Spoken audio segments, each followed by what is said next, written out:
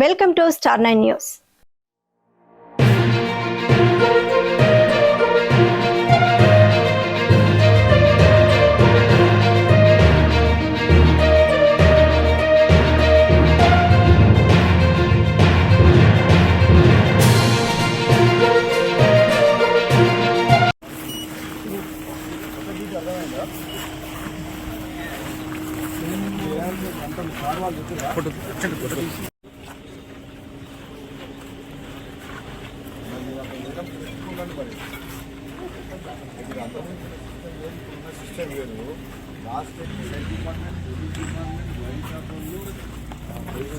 Consumers వ్యవస్థ అలవాటు పడేళ్ళ దాని లోపలికి వెళ్ళి మార్పు కావాలి. ఇప్పుడు ఈ 10 years అలవాటైన ప్రాణం నేనన్నా నేను మారాలన్నా ఎట్టి పరిస్థితుల్లో ఇల్లీగల్ లిక్కర్ ఎక్కడ కూడా అమ్మొద్దు.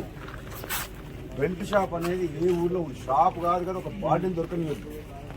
వాళ్ళు ఏమంటారు, షాపులు తీసేస్తే అమ్మనీయకపోతే ఎక్కడో ఇళ్ళలో పెట్టి పోసి క్వార్టర్ లాగడం 90 ml లాగడం అమ్ముతారట. అది అమ్మడం చట్టరీత్యా నేరం, అమ్మకూడదు. అట్లా ఒక కన్జ్యూమ్ చేసుకొని కొనుక్కొని పోగలు తిరిగిన వైన్ షాప్కు దాన్ని తీసుకుపోయి రీసేల్ చేసే హక్కు ఎవరికి లేదు. మరి ఇప్పుడు మీరు స్ట్రిక్ట్గా ఇంప్లిమెంట్ చేస్తారా? వేరే కదా ఫీల్డ్ మీద పోయి చేస్తారా? మీ ఎంతమందిలో మీ అందరు రిపోర్ట్ తీసుకుంటే మీ ఇన్కమ్ ఎంత లేదు లిక్కర్ మీద? ఈరోజు ఎంత అయింది?